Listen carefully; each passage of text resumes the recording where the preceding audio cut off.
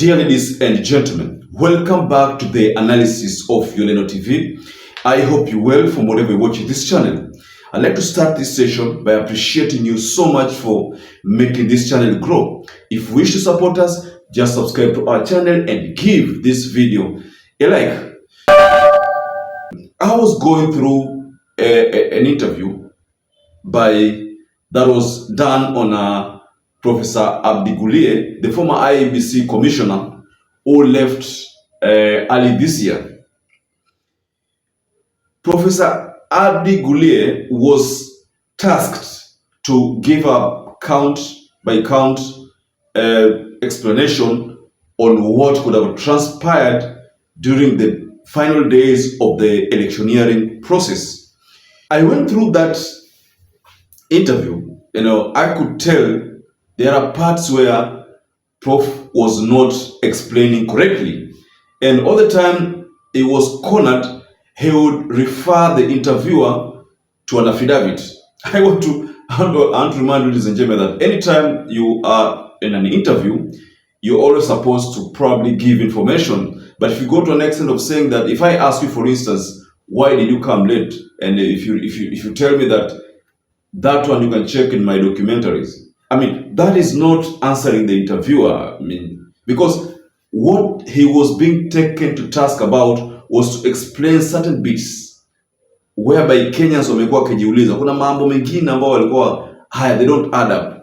So in the process of explaining, there is a part there which I personally realized that it was not adding up. I want to share with you a detailed video that will show you exactly what I mean. But there are parts there whereby soon after the wise men, or rather the senior men, according to them, they're saying that had gone there to make them make pronouncements in their favor. You remember that narrative where ilikuwa inasemekana kwamba don't announce who you ama force a runoff, that kind of narrative. So I managed to listen to that narrative as venye Guliye alikuwa naileta. But there is something, the senior man went, and then he talks about results being brought in.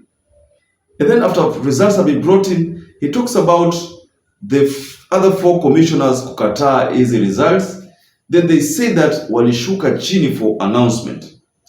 So I'm just looking at the timing. Wameshuka for announcement na Cherera 4 wako pale Safari Park. So I'm just looking at how fast did they get there to even get the media for that televised press conference. Just looking at the timing, ilikuwaje hiyo timing? Because the way ameieleza ni kuwa result zililetwa by the CEO Marjan, zililetwa pale walipopoa ile pamphlet ambayo liko na almost 450 pages. There was also another one, a summary one of I think 1 page ambayo liko imesummarize, I think the form 34C. Yeah? So wanasema kwamba walishuka kwenda kuannounce. Of course, Azimio chief agent refused to sign. That one you're aware of. But the timing of wale kushuka and Cherera to kwenda kwa press conference, I'm just looking at this timing. How is it possible that this thing could have happened within a span of 5 minutes? It's quite strange. Something is not adding up. But I want to share with you this video to understand, or maybe get to understand some bits maybe which you never knew previously, or maybe if you knew previously, or will jog your mind a bit, but just check this video. There appears to be a lack of unity or divided front. Then that is, raises questionable queries regarding the outcome. So whereas they proceeded to, the rift the country witnessed on the announcement date, do you think that perhaps it was proper for you that are on the other side to continue and proceed to declare the results? Then the verification of the results, which was happening, Bomas was generally a verification venue, and it was also the coordination of various activities in the country. And even then, we had different commissioners in charge of different activities. Okay. And again, we were mostly paired to oversee certain activities. So all this was happening without any issues. Then the results start to trickle in. That is on the evening of August 9th. Yeah, I mean, August 9th is too soon. I think it started, you know, the small... August 8th, yes. Yeah, then the small polling stations or polling stations with fewer number of registered voters will, of course, transmit early. Yes. So anyway, the process of, you know, results coming in started. Mm-hmm. I mean, we were together in all that. In one room? In one room. We had one holding room. Okay. At Bomas? At Bomas. Okay. And so eating together, having meetings, and, you know, managing elections countrywide requires, issues arise, you know, in different parts of the country. Okay. We could have quick meetings, quick discussions, you know, resolving issues, of course, depending on the dockets that each one of us was handling. Mm-hmm. So all this was happening seamlessly. Okay. So then the tallying process, I mean the tallying and verification process began on the floor of the Bomas. I was overall in charge of the process, but commissioners were all present and participating in the exercise. You must have seen commissioners announcing constituencies, results of various constituencies. Yes. Actually, I never announced any result myself. Okay. And so this was all seamless. So the only disagreement arises at the 11th hour when it is a few hours to announcing the final result. Okay. Yes. So it tells you they must have been getting orders from somewhere. Prof, you know, I'm curious about, because you mentioned the 11th hour. At what point exactly? Because up to leading up to the 11th hour that you talk about, the sort of verification and fulfillment of the 50 plus 1%. At what point exactly? Because we did see the commission, the chairman, come in now towards the end, appear to make the announcements and, you know, make declarations and address the country somewhat alone. At what point exactly? The question you're asking me is in public domain. I think we put this all in our affidavits to the Supreme Court. Yes, but so it's not it's not anything confidential. Okay. And the disagreements arose around 3 p.m. thereabout, because we had a visitation from these guys calling themselves whatever the names, you know, NSAG or National Security Committee. Again, this is in public domain. It was part of our affidavits, both all of us, the commissioners, myself, the other commissioner, and the chairman. And so once they came, and they came with certain advices in their opinion were you together? On the outcome. Yeah, were you all together? Or? We were all together. All of us together. Okay. While they made the visitations, you're talking? Yeah. I mean, they were in the Bomas from early morning of the 15th. I think 8:30, 9 p.m. And I mean 9 a.m., 8:30, 9 a.m. They were there in the compound. Okay. But because we had a flurry of activities trying to conclude the process of the verification and tallying of results, we were not able to see them until about 2 o'clock or 2 p.m. Okay. And so, I mean, we had a discussion with them at 2 p.m. We gave them audience because they wanted to see all of us. At a go. At a go. And so we said 2 p.m. we can see them. And so they told us whatever they were telling us. And I think it is at that point that we had started having divergence of opinion on the final results. Yeah. Because the message was, and I think again this is in public domain. Yes. The message was from these 4 guys, don't announce Ruto as the winner. Should he be the winner? If you can't announce otherwise, then force a runoff. I mean, that was the message. And so we had them, and this was all of us, 7 of us, together with the 4 of them. Yes. And each one of us, when they relayed their message, each one of us was given an opportunity to comment on the visitors' warning.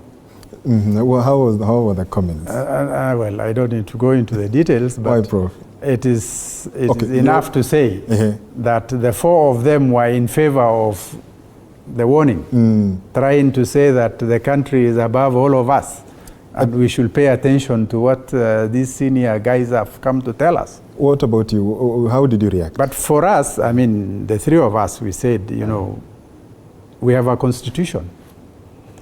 The constitution guides us on how an election winner in a presidential contest should emerge. And we swore to uphold that constitution. Yes. And so all we said was we will live with the constitution, regardless or irregardless of who the outcome is. Prof, at that point, we didn't even know who the winner was because we didn't have the final results. Did they, when the senior citizens came in and they made the appeal to you and made the comments they made to you, did they ask for feedback at a personal level, or did the grouping now, because the 4 you say supported the calls and the 3 of you, you know, dissented? No, I mean, they just said, this is the message we are bringing. Any Kenyan who will die, the blood of those Kenyans will be in your hands. Okay. If you don't do this, and if, in fact, they went ahead to say skirmishes and fights have already begun in certain areas. They mentioned particularly in Mathare and in Kibra. Okay. And they even said that certain communities were being accused of not supporting the other communities, and that it is taking an ethnic dimension. Those fights are taking ethnic dimension. To be precise, I mean, they said the Luos feel the Kikuyus didn't support them. And so the ethnic clashes that are beginning is going to take that direction. And we were warned, if there will be bloodbath, the blood of those Kenyans will be in our hands. And so what the chairman said after hearing from them is to give each one of us an opportunity to comment in their presence. I think myself and my other colleague, Commissioner Molu, we just said we will live with what the Constitution says, regardless of who loses and who wins. Okay. At that time, we didn't even know who the winner was. And so the chairman finally ruled and said, okay, we've heard, he told the senior guys who came, we've heard you, let us, now you can leave us to discuss further, and you can leave. And they left. So they left and we remained. And the 7 of us. And the discussions continued with our colleagues trying to prevail upon us to actualize the wishes of the emissaries, or should I say the messengers. The messengers who came. And at that point, you know, we even had lots of detailed discussion. Some even saying, some of us were curious to find out, in their opinion, how we would have done what they wanted us to do. You know, some even suggesting, put these votes, you know, immediately they left. And the CEO walks in with now the final result. Because when we were engaging these other guys who came to us, we didn't have results at that time. And some of us didn't even know what the result was or who the winner was. So when the CEO came in, the discussion now went ahead after they have seen the actual now figures. Some went even, you know, start saying this is unacceptable, we should not announce this. And the 4? Yeah. Up front. So our discussion ensued, some suggesting, let's take the votes that, you know, this guy is winning with, let's put it in spoiled votes, and let's declare a runoff and give Kenyans another opportunity. So these were the discussions we were having. So us, we found it very unconstitutional, and, you know, I mean, some of us believe in God. We saw with our holy books. And we said, no, gentlemen and ladies, we can't do this. We will follow the constitution that we swore to uphold. Were there heated exchanges in that moment? We had some, not extreme, but we had exchanges in terms of our positions. Okay. Some of us say, no, we will uphold the constitution, without caring who loses and who wins. And them saying, we must declare, because it was obvious that the candidate, whoever they had in mind, didn't win, and so they wanted a runoff to happen. And we said, no, the constitution that we sought to uphold, we have to abide by it. So it is at that point that the chair and some of the two of us, and actually we said, now we have the final results. We had announced to the whole country that we were going to give the final results at 3 p.m. We were past 3 p.m. at that time. Still in the boardroom? We were still in the boardroom, yes. And so we said, now we can't hold the country in suspense. We have to go and announce the results as received. And so we stood up and... all of you? We stood up at that point to go walk out, because we were in the boardroom of the CEO of Bomas, which was in a different building, which was a little bit a distance from the main tally center where we were. Okay. So we walk up to get out of the building to go and walk to the tally center to make the announcements. And so at that time, we walked out, only 3 of us. They remained in the boardroom. The 4 of them. Okay. So as we were walking, we said, okay, it looks like these people were with us, but they were not with us. And they had other plans. So that is the time we came to learn, we were probably not on the same page all along to have free, fair, and credible election. And so we just said, okay, we will do what is required of us and what we swore to do. Prof, in that moment, what don't Kenyans know? Because of course there were no cameras, from the boardroom to the main tallying center. But what did Kenyans perhaps miss, or don't they know about, the happenings between the moment, especially in that boardroom and when you left? But what happened in the boardroom is what I've narrated. I've listened. And much of that is in the affidavits that we presented to Supreme Court, which is in public domain. Perhaps, yeah. But so when we went out, of course we went down the stairs and we took the back route so that we could approach the main Bomas verification center, tallying and verification center from the behind, from the basement. So as we were walking, we found ourselves only 3 of us, the chairman and my other colleague, and the CEO. And we decided we will move ahead and do what is expected of us. And so that's when we went approached the main tally center. We entered from the basement, the backside, went up the stairs and went to our holding room where we were all commissioners. We were holding there.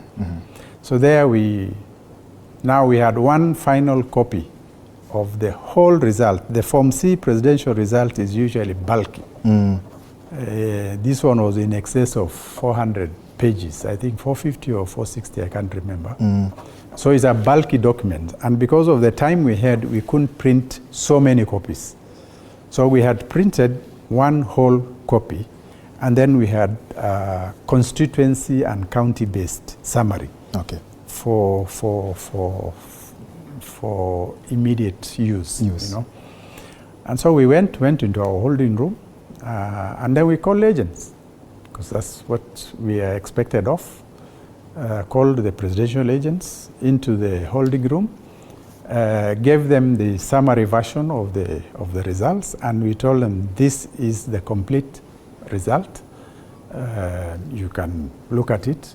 We can print for you hard copies as soon as the announcement is done. We can give you soft copies as soon as the announcement is done.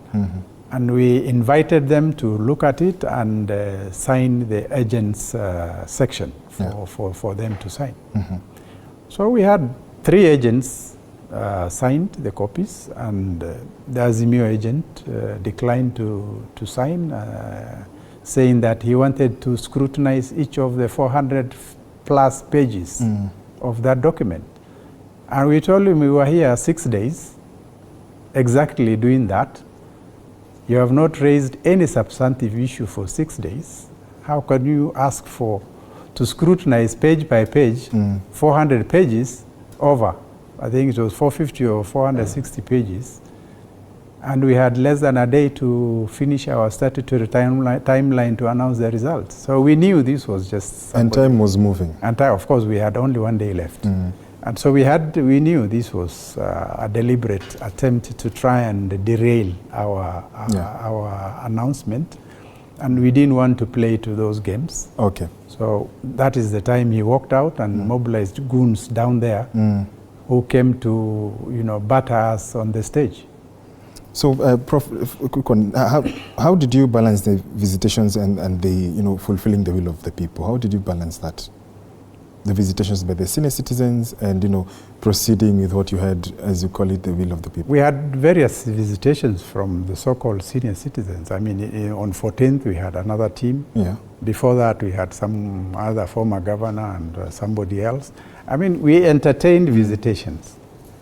But where a suggestion was contravening the constitution on the laws of the country, then we would give them audience, but it will not sway our decision in terms of... I think you have seen or said something there. You've either gotten a point you didn't know, or maybe you've exactly the things which are said there, maybe vitu jua. If you've identified something you didn't know, or if you identified that there is something which is not adding up, feel free to tell us below the comment section there. I don't have much to explain regarding that video. You can make your own conclusions, whether the story is adding up or not adding up, if it does, if it doesn't, either way, but that is something I wanted to share with you, ladies and gentlemen. So for those who have not subscribed, please just support this channel by subscribing to it. Also give this video a like, and don't forget to hit the notification bell. It is so important so that you can get our notifications whenever we upload any video. So ladies and gentlemen, stay safe, stay blessed until we catch up again in our next analysis.